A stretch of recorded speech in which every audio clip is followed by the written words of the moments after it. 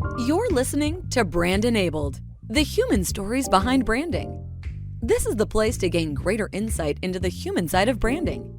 Join Gabriel Cohen as he sits down with branding experts, sharing real-life stories of how they faced complex issues along their journey. Learn how others are dealing with maximizing the power of brand and get valuable advice straight from your peers. Here's your host, Gabriel Cohen. Welcome to episode 1 of a brand new podcast. Now, I know what you're probably all thinking. What the world needed was another marketing or brand related podcast. And you could be right. Maybe wait till the end of it and then find out or not. But we're going to try and do things a little bit different. Now, I'm delighted to welcome Jamie Poston from Transamerica to be our first guinea pig. It's must be an honor for you to join us. I mean, it's a real honor to have you join us on the first one. The honor is all mine. Thank you, Gabe. Give us a little bit of your background and tell us a bit about Transamerica. Yeah. So let's start with the current day. Transamerica, we're a financial services organization. So we're part of a global network. So we're sort of one of those large companies that you've never really heard of, maybe.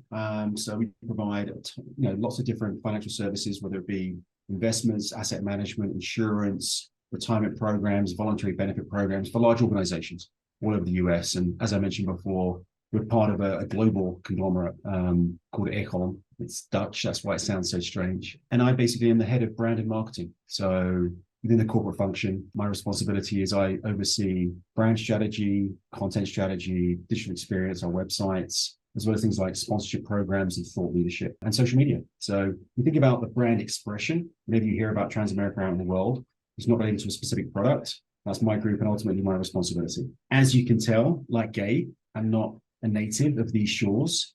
So I came out here to the US back in 2000, with the dot-com boom. So originally my background is advertising, worked at IPG and Omnicom, but was lured to the US with promises of untold riches based on the dot-com boom.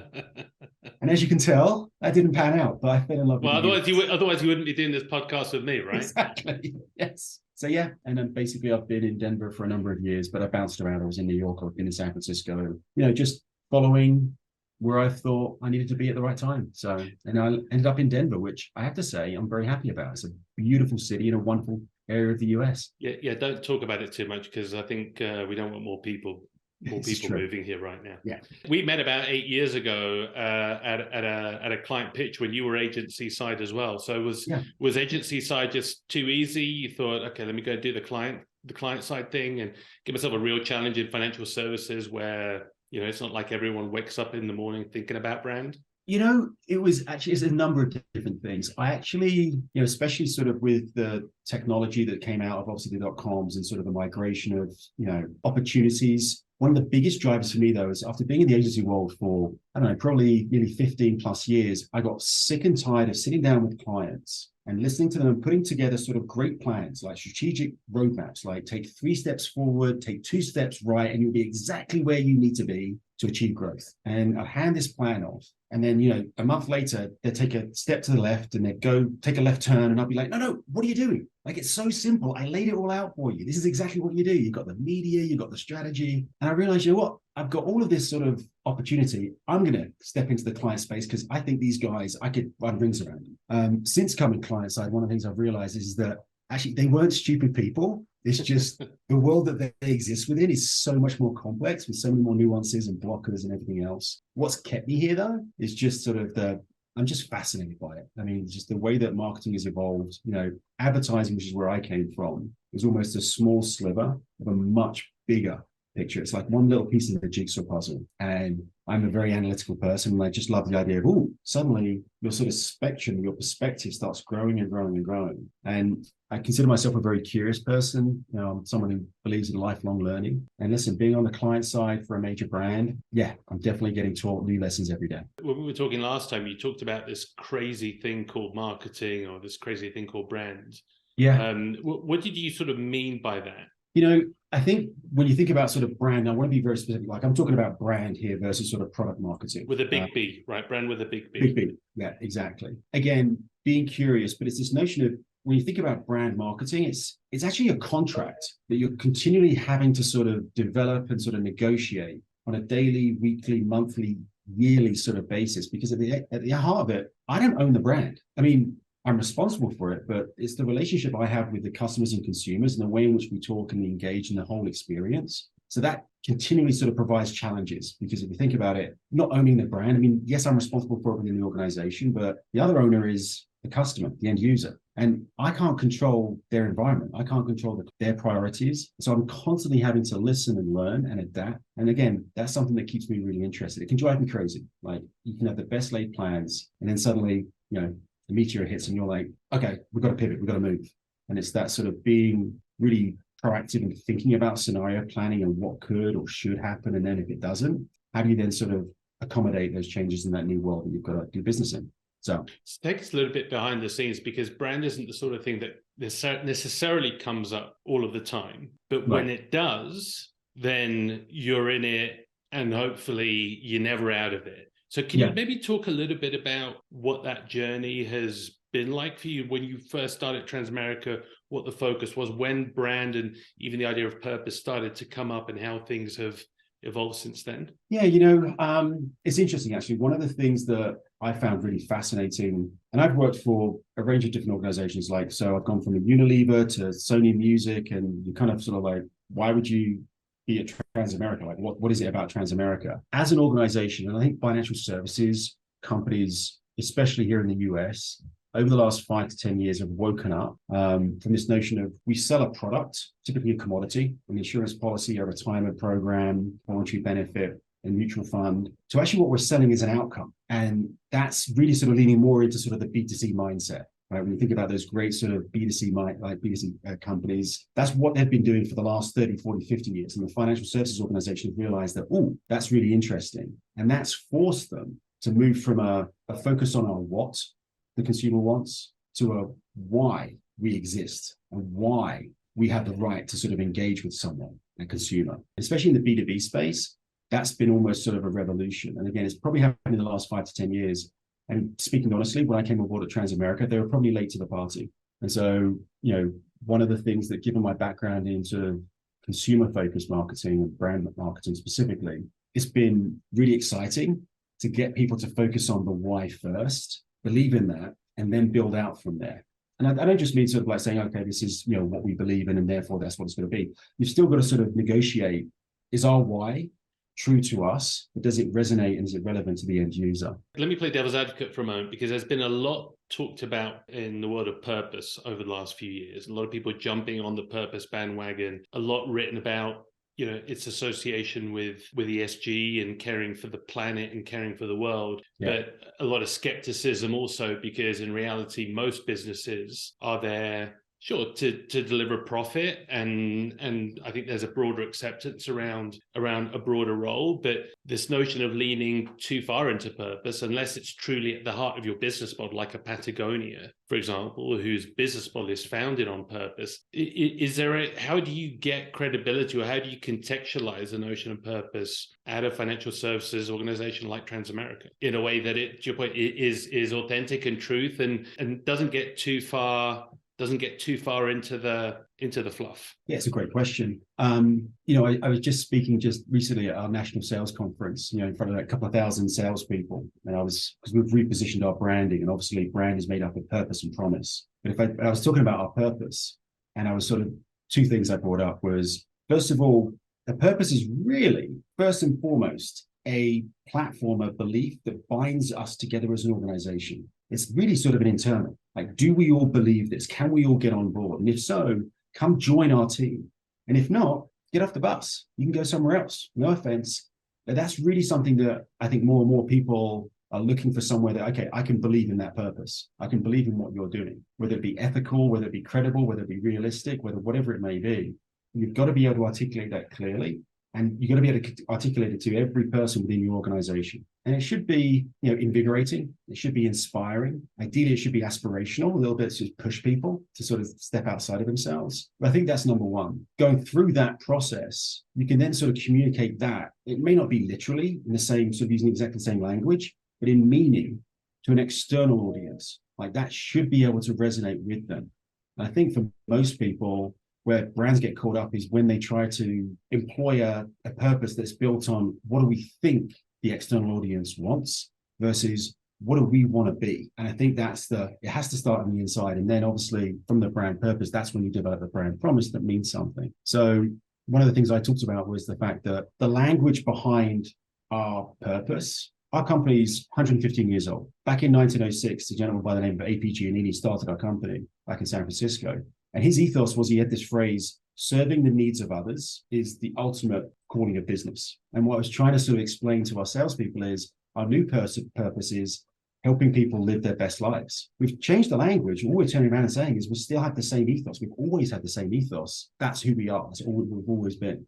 We just changed some of the language. It still has the same meaning to all the people who work at Transamerica. Let's go back a bit to contextualize how you got to live your best life. Because to someone from the outside listening in for the first time, it just sounds, again, it can almost sound like an empty promise, but there's so much richness and insight behind how you got there. I know that this is sort of the current iteration. Maybe go back a moment and talk about the purpose journey since you've been there, and talk about it through a consumer lens that we can all relate to and understand, because they're things that are impacting our lives as they relate to retirement and the stages of life and all those pieces. Well, there's a couple of things. As I mentioned, I've been at Transamerica now for nearly 5 years, but even predating me, sort of about around 2014, 2015, there was a recognition that, listen, it's talked about maybe in the trades more than it is in sort of the consumer press, but the US is facing a retirement crisis, meaning that, the average cost of retirement for US people is somewhere over like $1.5 million, but the average US population in terms of a household has around $250,000 in retirement savings. Huge disparity. So something had to change in a way for financial services organizations to better serve their clients and customers. The old messaging wasn't working. And it was this realization that we talked about the commodity, we talked about the product too much. And this is what I was saying a little bit earlier on about we need to switch to an outcome. And so one of the things they did back around 2016, 2017, we started to talk about, okay, well, how do we talk about the outcome? And we started to uncover that one of the biggest drivers of financial security or insecurity later in life is your health. Your wealth security, your financial security was directly tied to your health security, but people weren't putting the two things together. And so we worked with a number of academic partners, Stanford Center for Longevity, MIT's Age Lab, to really try and contextualize this, to focus on this idea of financial security, not as being this, how much money do you have in your 401k? We talk about your quality of life. And the reality we came to is this notion of, it's the paradox of longevity. So people are living longer. We all know that. And it's this notion that while it's never been easier to live a longer, better life, the cost of doing so is increasing exponentially. And the biggest driver is healthcare cost in the US. It's a big differentiator from Western Europe, where you've got a lot of socialized medicine. That was a big thing. And so we really started to lean in on that. And we developed a program called Wealth and Health, which is trying to sort of draw a correlation between you've got to really take care of yourself and think about saving for potential health impacts in order to be able to sort of just, save for your retirement home, save for that second home, save for that college kids, college education. What was interesting is we were like, aha, no one's talking about this connection. This is exciting. No one's doing this. Is unique space for a brand marketer. You love that white space, right? No one's in this area. And we launched this in 2018, put a lot of money behind it. And it kind of went, beep, dunk. And so we did a lot of research with the financial services community, the advisors, agents, brokers, employers, and we're like, what's going on? Like, we've shown you the data. And literally what we heard back was, I've got this in voice of the customer research we've done. Why are you talking to me about health? You're an insurance company. You're a retirement company. You're not a health insurance company. You're not a medical provider. No. You don't get to talk to us about this. And so we went back to the drawing board and we started to figure out, well, hang on a second, if this is so important, if there's this direct link, why can't we own that space? And so what we found was we had to go one step further. It wasn't just us saying your health and your wealth are connected. We had to go one step further and talk about it's your healthcare cost. That's why we, as a guardian of your finances, are entitled to talk to you about your health. And once we did that, then it was clear. People got it. And that was stuff that we did heading into sort of, 2020, and then obviously COVID hit. But one of the things we found out was that messaging worked really well with some of our business, talking about the outcome and identifying why we had ownership to talk about how we can improve people's lives, not just their bank savings, not just their retirement, but their quality of life. But there are segments of our business that just, it wasn't resonating with. Insurance is all about protection, and healthcare cost doesn't go into that because, again, we're not a health insurer. So that's really where we've then been leaning in to say, okay, talking about outcomes really resonates, helps financial advisors, employers, everyone else say, okay, help me help people sort of live their best life. And we were literally like, that's what we need to do. If we can talk about how we can impact people's quality of life, not just about healthcare costs, but quality of life, then it gives us a brand that connects all of our different products to individuals. And then it helps us position as a differentiated provider. Given our breadth of products, we can literally provide a product for someone from birth to death. There are very few financial services companies that have that depth and breadth of services. So truly, for an organization to be able to step forward and say, we want to help people live their best lives, we're able to actually do that. And that for us is that progression. Is we started focusing on outcomes versus product. We realized that message resonated, but against a smaller segment of our population. So bridging to this new brand position allows us to talk to more of the population and allows us to bring more of our products and solutions to the marketplace. It's interesting seeing how things have evolved. I want to go back just a little bit to that, because everything started from that spark. How did you get to that insight of the health and wealth? It was a conversation with a gentleman by the name of Dr. Joe Gofflin, who's the executive director of MIT Age Lab. He was at a conference sitting down with it was actually the president, I think it was the president of our sales division at the time. And we were sponsoring Dr. Joe at this event. And he was talking about this notion of age of longevity. And he was really pushing how is people living longer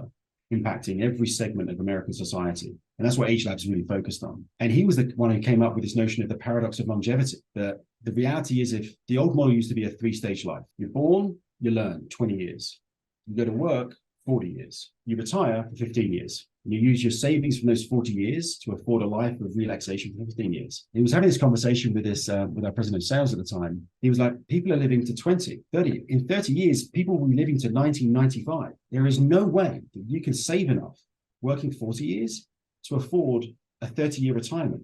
So either people are going to have to work longer, or we're going to have to think about blowing up this whole 3-stage life, which has huge impact on how a financial services company can provide services. Because again, the old model is blown up. And that was when we started to talk about, wow, if the whole paradigm has changed, then the way in which financial services companies talk and engage and the products and solutions they bring to market has to change as well. We've got to stop talking to people when they hit 55. We've got to start talking to them in their 20, 25, 30, and really put in place a plan that helps them sort of achieve, a later life that works for them. Were you actively looking for that spark and white space at the time, or was it just the sort of thing that you're always listening out for it, and it just so happened that it just smacked you in the face because you were at a conference and had a conversation? I think it's a little bit of both. There was this very clear understanding that we had to change the way in which we were doing business. And from a marketing perspective, we were looking for a change in narrative. If you're a taller student of financial services, everyone uses, 2 or 3 colors: blues, greens, mauve, burgundies, that kind of thing. And they all talk about the same thing, which is, have you saved enough? Life is really expensive. And they use fear to drive reaction. Total sea of sameness. Yeah. So the sea of sameness, everyone looks the same and they say the same thing. And the products are the same. And the products are the same. Because you live in a very highly regulated business. We're forced to have very similar products because we all have to fit into the same box to get approved. So that's where brand can actually really lean in and be a differentiator. And that was the realization that, hang on a second, how we think, how we act, how we communicate as a brand is actually a potential growth driver for us. And so we had this sort of, we've got to think things through. So we're going back to the drawing board, thinking about what new insights, where is there some white space that we could move into with authenticity, without going off the rails and trying to be the Spotify of financial services. And then again, this individual, Dr. Joe, was talking to our head of sales, and if he could communicate to the head of sales, this makes sense. That was like, I've got head of sales coming to me and saying, we've got to focus on the outcome. Stop talking about our products. And it's all about, this is where we want to take people. And that's the journey we've been on since. So as the whole health and wealth story evolved into the overarching idea of live your best life, can you talk for a moment about the difference about what is purpose? You talked about purpose and positioning. What's the difference between the two, and how do you use them? So for our organization, the way we think about it is brand purpose, again, is that sort of why we exist. And it's that sort of, it's in our DNA. It's got to be true. It's got to be authentic. Is what binds us together. We have certain behaviors that allow us to live that internally. We talk about internally how we as an organization, we tune in, we step up We want to be a force for good. Those are conversations that we are continually having internally within the walls of Transamerica, allowing us all to align around this. We exist to help people live their best lives. The brand promise is the external manifestation, the external communication out to other audiences, our external consumers and customers. And again, what makes it valuable, what the hard work that gets put into that is it's not just how do we translate our brand purpose into an external message. It's we go out and we've been talking to, agents and advisors and brokers. We've done in-depth persona work to understand what their world is. And then we connect their mission with our mission. And the promise is the bridge. It allows them to have their own identity as an agent or advisor or whatever organization as an employer, but see in us a partner, a mirror image of, yes, we align, you get me. And that's where a brand should live. You understand my problems, we share the same mission. And then obviously brand experiences, you get me on a day-to-day basis, all of those sort of things. But that's a differentiation. Can you talk a bit about how just consumer attitudes and behaviors have shifted more generally around, we're not, even if we did have enough money, that's not how we're viewing life, right? Especially for any Gen Zs or millennials listening. Yeah, actually, we've just completed sort of a somewhat first of its kind review with MIT Age Lab. We sampled over 2,000 US individuals across each one of the sort of the core cohorts of demography, so 20-year-olds up to sort of 80-year-olds. And we're asking them sort of the impact of longevity on them, like impact of them in terms of their work, how they think about work, how they think about their wealth, saving, investing, what wealth actually means, and also their well-being. Like how do people deal with well-being when they're 20 versus they're 60 and 70, what's important? And what's really interesting is if you look at the earlier cohorts, so if you're looking at Gen Z, for instance, early millennials, having work that's meaning and flexible came in. So meaning like I'm doing something that actually gives me meaning, gives me a purpose. And that alignment between their work life and their personal life, that intersection is blending. And again, what we're seeing with that audience specifically is they want to have, it's not necessarily they want to work from home completely, or they want to work in the office completely. They actually want flexibility to move around. And what we're seeing then in later stages of the cohorts, we're also seeing that people want to be able to take time off of work. They want to be able to spend time at home with their young children. So this whole idea that we have this sort of, we have these sort of cohorts of audiences that fall neatly into these sort of plan of action. We can plan exactly what they can be or what they want. That's being blown up. There's this idea of almost being sort of this notion of sort of it's sort of like quantum planning. What we do is we present solutions for life stages, but it's not dedicated to an age. It's not dedicated to a financial segment. It's just we are prepared. When you are ready to engage, here's a solution, which is it creates a whole level of complexity to brand marketing. It requires a whole different range of investment because we've got to create these programs ready to go, but we're responding to an audience when they need it versus us telling you, hey, you're at this life stage, you should be doing this. Here's a message that sort of drives you. So it's everyone always talks about consumer centricity or people to people marketing. We're seeing that really come into play. How was the case made and what's the rationale for then why this work and why now it was the time to rebrand, like you said, an institution that's been around for so long, and also knowing that it's not the sort of thing that you have executives who take this sort of investment lightly. So I'm going to I could sit here and give you quite honestly, Gabe, a bullshit answer. I could be like, it was just, I woke up one day, or woke up one day and had a flash of inspiration. Well, there's no one listening to this anyway, so it probably is just between the two of us. I'm going to give you the honest answer, which is we had a change in leadership at the global level, a change in leadership at the national level. And they came in and they said, look, we've got to change the way in which we want to work. I think there was an opportunity for us to sort of reinvigorate the organization, try and sort of create a little bit of positive momentum, juice up the share price and everything else, stock price. And I don't mean to say like it was purely that. I mean, I think there's good rationale, but essentially it was leadership at the top saying, we've got to reinvest in our brand. The brand is incredibly important. It's been undervalued, especially during COVID. And it was really trying to understand sort of leveraging the power of our global organization, our global supply chain, and being able to sort of say, okay, is there a way for us to create a global brand that speaks to all audiences in all markets, granted with some regional sort of customization and translation that we can really push forward? And so that's the work that we basically embarked on. It was we think we can do this. No, I mean, it's interesting. And I think it's very common across a lot of organizations who eventually do rebrand, where there is this correlation with new leadership coming in, because they just have a different definition and view of what brand can do, that they see that brand can actually be a catalyst for that transformation agenda. Listen, I'm a firm believer in the brand follows the business. meaning that the leaders of the business will sit there and say, we have a challenge or we have an opportunity. And oftentimes they're going to look at it through operational, they're going to look at it through sales. I'm fortunate enough to have leadership who turn around and recognizes this is an opportunity for brand to actually really contribute. And that's really what's happened over the last sort of 2 years is like, okay, brand needs to be leaning in. Brand is an opportunity here for us to be able to drive business growth. So take us into the craziness of where you are right now in this rebrand process. So literally it's been 2 years of working with our corporate center out of the Netherlands and then working with CMOs across 7 different markets. We were in 17 different global markets, but there's 7 other core businesses, and then working with them to try and sort of align around the research that helps us understand where are our different audiences in terms of mindsets in regards to financial security. That research took about a year to coalesce. We've then actually engaged in taking that research, taking that brand positioning and making it fit within the US market, which has been a challenge because, there's this idea that there's this commonality, this common held belief that life should be a positive experience. And there is a certain cohort of audiences across the globe in all of our markets who wants to lean in, who wants to sort of be encouraged to sort of take control of their own lives. But in the US versus the Netherlands versus Spain versus UK, there's a very different understanding of what quality of life means. And so what we've had to do is take this sort of global brand position and say, okay, in the US, this is really what quality of life is all about. So that's really where we are right now. And now we just launched it internally.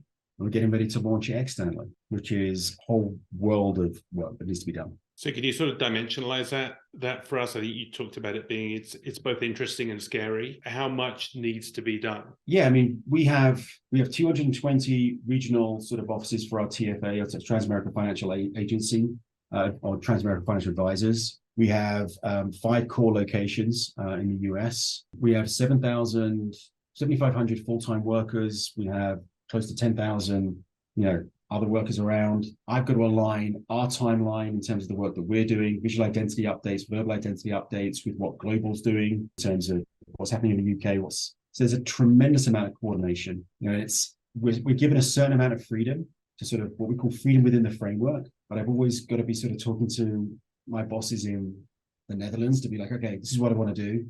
Why are you doing that? Well, can you hold on that because we're not ready? And so there's a lot of that work. And then internally at Transamerica, I mean, we've got, people who've been with the company for 30 plus years. We've got people who have just joined in the last 3 months.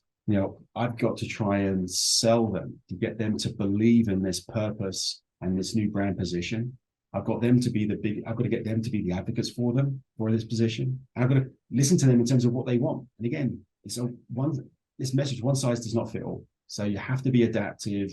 I have to sort of have multiple different conversations. One of the things I've learned is you can't just say something once.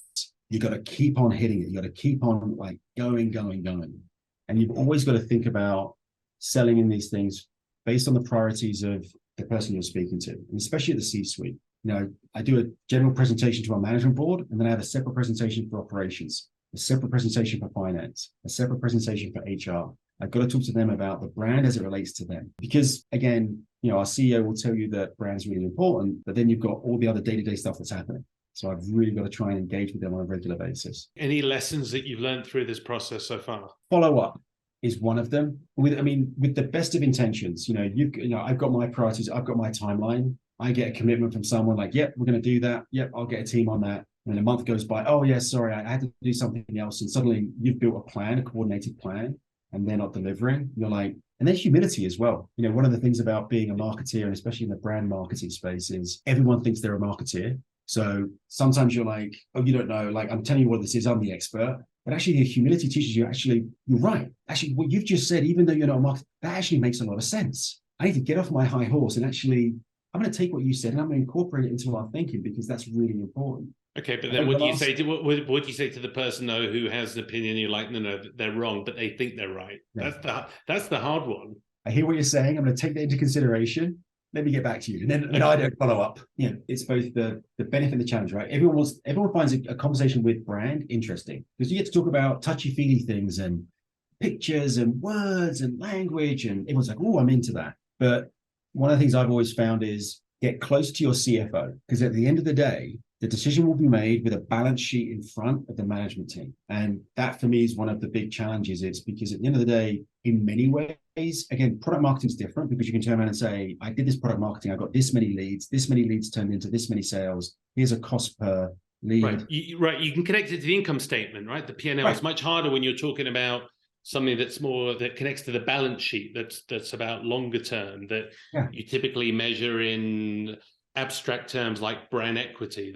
That's like, well, where does that show up in my financials? Yeah, it's that you've got the tangible asset balance sheet, but no one's ever thought of the intangible asset balance sheet. And that's the correlation that I'm always trying to draw.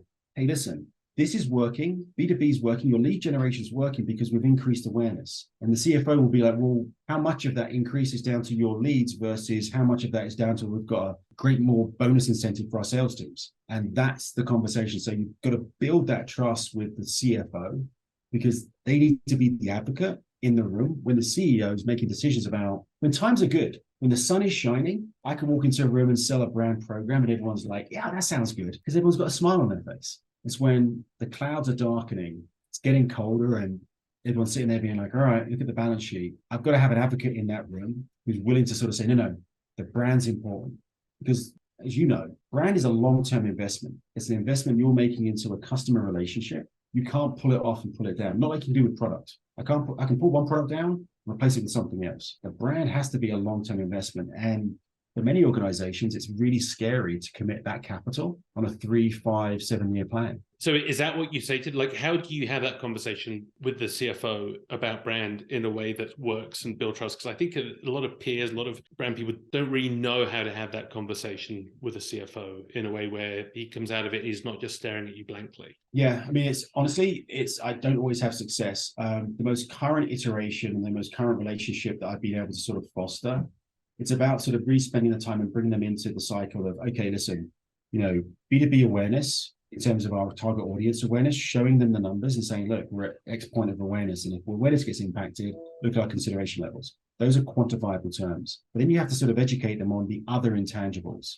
So it's things like retention rates. Is retention rates going down? What does our cost of acquisition look like? And if you're looking at sort of the volume and velocity of sales and trying to sort of correlate that back to, as our awareness goes down, it's getting more difficult here. We're not getting as many callbacks. We're not seeing as many RFPs. We're seeing client turnover. This could be part of the explanation as to why. Oftentimes, though, it's if you've got a CFO who's just very much focused on just the numbers and you can't get them to open up, that's when you've got a real challenge. That's when you have to go and look to advocates outside of the CFO. So operations, sales leaders, HR, and try and build sort of a consensus of the willing to try and sort of amplify your voice at the table with the management team. Do you think that there's brand leaders that sometimes are scared to go even and have the conversation, and that becomes a bit of an obstacle? It's actually interesting to me because I have heard that, but it's not something that I've experienced. And I think to be a successful brand marketer, you have to be able to sort of tell stories. So I'm kind of like, if you don't want to tell a story, right? What do you? Yeah, maybe this isn't the right job for you. And listen, there's obviously some fantastic CMOs who aren't necessarily great presenters, but I have to believe they got to that position because they're able to sort of contextualize and tell a story. I don't mean with fireworks and marching bands, but sit down one-on-one and actually tell a story about what's important, why it's important. So, but yeah, I think that's probably a challenge, and maybe why some people aren't able to sort of reach their full potential. It's because they don't feel comfortable telling a story to someone who maybe has some resistance. So when we think about the work that you're doing today, it's really a journey, right? And the days of it just being working towards an activation or launch, that thinking doesn't exist anymore. I think you described it at some point as having to land each step, and landing each step is what gives you the permission to then take the next step. What are those steps? And maybe talk about it in the broader context of, again, that this isn't just about brand in terms of then how it impacts communication and what you say, but everything else, both sort of internal product and other pieces. I mean, it's the idea of a journey, right? So the journey, it's a cliche, the journey is the destination, but especially within a large organization, every single thing you do goes on to sort of build the foundation of the right to take the next step. So I think that's something that I always talk about to my team about, brand marketing has two opportunities, one that is a mandatory and one that's great to have.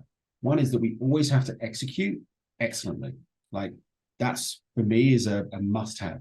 There is no, oh, we're just going to get this done. We have to execute excellently. The second is every now and again, a brand gets the opportunity to execute exclusively, meaning that, oh, no one else is here. But so I always talk to my team and I hold up myself to that sort of level of excellence. And it becomes something then that sort of gives you the opportunity to sort of walk into a room and ask for something else. We will always deliver this. I will never promise something that I cannot deliver with excellence.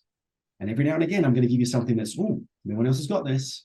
Which kind of goes back to the purpose and sort of, wealth and health and our new brand position. So I think that's the, for me, every day, that's what I'm thinking about. Those are the steps I'm taking. But after brand is like, how do you think about the sequencing around how you start to navigate and where you go in terms of bringing the brand to life through experience or through culture or through recruitment or through product? Because there's so many different places where then it needs to come to life in order to truly become something that has catalyzed the business, as opposed to it just being a marketing message and in 3 years' time it was just a really expensive logo exercise. Yeah, actually with the wealth and health brand position that we've now evolved obviously into Live Your Best Life, there was a lot of time and effort thinking about our people.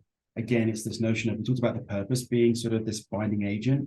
Even thinking about the external brand promise, we've got to be able to educate our internal audiences and get them to live it. And thinking about programs and platforms that are purely internal. The external audience will never see them, but it gets our people thinking, acting about, like, in line with the brand. And that took actually a significant effort. That was something that was absolutely, it was really hard to do, because probably like many other organizations, it was, well, if we just put some nice images on the wall, if we just sort of, make sure that everyone's got a water bottle with the brand name with the new logo on it, or a mouse mat, that's all good.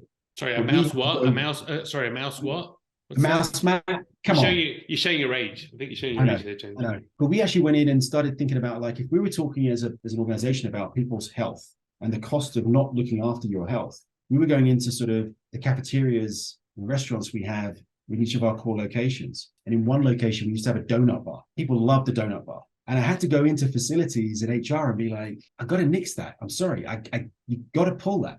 I can't have a banner outside that says wealth and health, and then you walk into a restaurant and you've got a donut bar. And I tell you, it was actually, we got some pushback, but this is what we believe in. And but is it coming back now that it's about living your best life? Because living your best life and donuts feels like they're a marriage made in heaven. But actually, I'll tell you this, living your best life is still about looking after your health. Okay.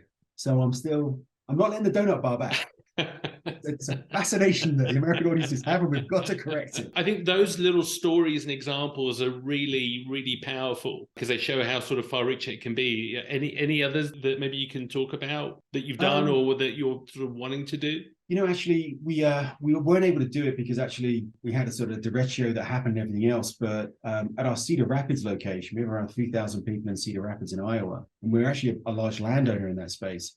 And there was this sort of rural area off to the side of one of our campuses. And we went out to the Cedar Rapids audience, the employees, and we were like, hey, wealth and health, we're trying to sort of bring them in.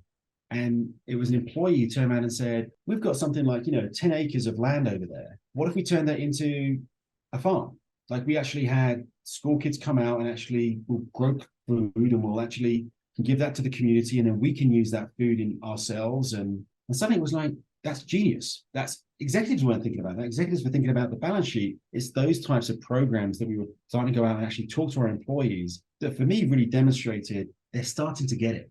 They're starting to understand, our brand is around thinking about people's health as it improves their financial security, but also the fact that they're actually thinking about that versus, my day job is, I think this person was in like either risk or accounting, but they're able to bring a passion from outside, align it with the organization's mission, and actually give us something that we could actually execute on. So, I mean, you probably wanted to run over and just like pin a brand ambassador badge on him, but real or conceptually, that is the epitome of brand ambassadorship, right? Yeah. So it's how do you get more of that out? It gets back to your point about brand team doesn't own the brand, like customers own the brand, and it's everyone internally. So how can not everyone internally is going to be able to make those connections. But if you can find those that do, or if you can provide a jump start to allow those sparks to come to life. Yeah, and I was just having a conversation with someone around the role of brand governance. And this person was being like, we've got to get stricter on brand governance. We've got to be locked in. We've got to sort of have our codes and everything else. And I'm like, we have to a certain degree, but I also want to allow people the opportunity to be like, well, can we do it this way? I don't want to shut it down. Again, we're a large organization. There has to be a level of control, but it's control that also encourages participation. It's a balance. It's the balance. Yeah, and I think that a lot of conversations about even also like rebranding the term brand governance to think about it more as enablement, where there's an aspect of governance that maybe sits within enablement, right, about process and keeping things, but it's a much broader idea, which is about empowerment and how the brand team can be seen as more of a concierge and an enabler and empower, as opposed to the old idea of it being the brand police. Yeah, and I think that's the journey that takes time, but that's the journey I would love to think that we're on, is that I love that idea that we're sort of a concierge that allows people to engage with our purpose. For an external audience, it's through our marketing materials, it's through our advertising, it's through, for our internal audiences, it's through programs and platforms and encouragement and everything else. So I might borrow that from you. For a very small fee. Jamie, we've been talking a lot about Transamerica. Let's sort of jump to the final part of the conversation, was what I've labeled as the wisdom round, because lightning round was already taken. So I'm going to ask some quick questions and all right, talk about one of the biggest mistakes that you've made and what you learned from it, so others can avoid it. Actually, it goes back to some of my early days. I used to work for Initiative Media, and I was a brand new sort of media strategist buyer on their floor. I was working with Elida Fabergé, was my client, and I was on a call. And this salesperson was just like, listen, you've got to do this. This is last minute deal. You've got to commit to this. I need this contract. It's an annual placement. This knocks 30% off your rates. Can you do it? And me being green, I was like, 30% savings? I mean, absolutely. Like, let's do it. He's like, buy order. I'm like, buy order, done. Hit the buy order on through. And I walk into my group head's office and I'm like, hey, I just got us like a 30% discount on that. And she was this woman called Jane Wolfson. She was awesome. She was like, you're a freaking idiot. Like, we can't commit to that. We don't have I won't go into the details of contractual terms and everything else, but what I learned from that very early sort of experience was, when you feel pressure from somebody else to take an action, take a step back. Because if it's truly something that you can do, you can always come back, and you can always, that last minute deal, that pressure, I want it now. If you're feeling like something like, hang on a second, pause, take a second, get out of there. You never make a good decision, I don't think, when someone's yelling at you and being like, so that was I try not to get myself into those situations, because typically I'll make the wrong decision. So I always have a little warning alarm that says, hang on, take a pause. It's a great one. In your role, I mean, you're the most senior marketer at Transamerica. Where do you go for learnings and counsel with peers, or even to, if you just need a vent? I was, there's certain, obviously, chat boards and stuff like that you can go to. I mean, they're useful. Someone once said to me, actually, being a CMO or sort of chief marketer in an organization is sometimes the loneliest position, because it's one of those things. It's like, there's no one else within the organization who has my awareness, or typically I've got a good network of peers that I can lean in on if I've got a question. Oftentimes it's all about going to sometimes someone who's actually not in the industry, but actually explaining something to them and actually running through my rationale and what do you think. I think mentors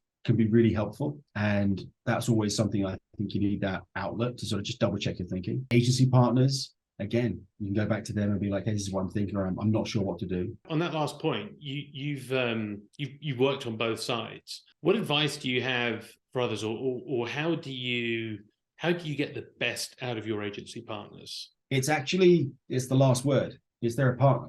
That you have to have the way I've always talked about it is they're an extension of our team. You've got to bring them in. You've got to have that trust. Whenever, especially working on the agency side, when I felt treated as a vendor, when I was treated as a tool versus actually a contributor, that's always created some dissonance and distance in thinking, in sort of passion.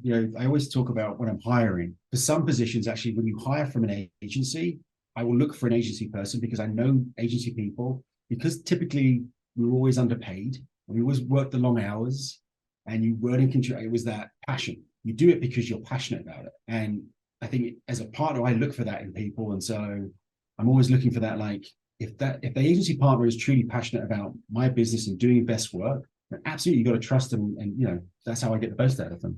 Okay, go deeper. What are some of the actual things that you do to make them feel more like they're a partner? Can you give some examples? I think a couple of things. Take the time on the upfront to do the onboarding properly. I mean, you don't know what's sort of in your head, there's a notion of this curse of knowledge. I already know that, so I'm not going to sort of share it because everyone must know that. The reality is, don't expect that, don't anticipate it. Go deep and spend the time. You'll get the payback on the back end. I think the other thing is, this is another rule of mine, is if you're in a room, ask the stupid questions. And, I always think about with an agency, like, I will ask the stupid question because, listen, I've hired you because you're an expert. I don't have that expertise in-house. If I could do it myself, I would do it myself.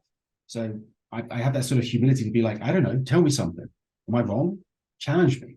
That's a true partnership. It's like, you're not just doing this because I don't have the time. I've entered into this relationship with you because you bring something to the table.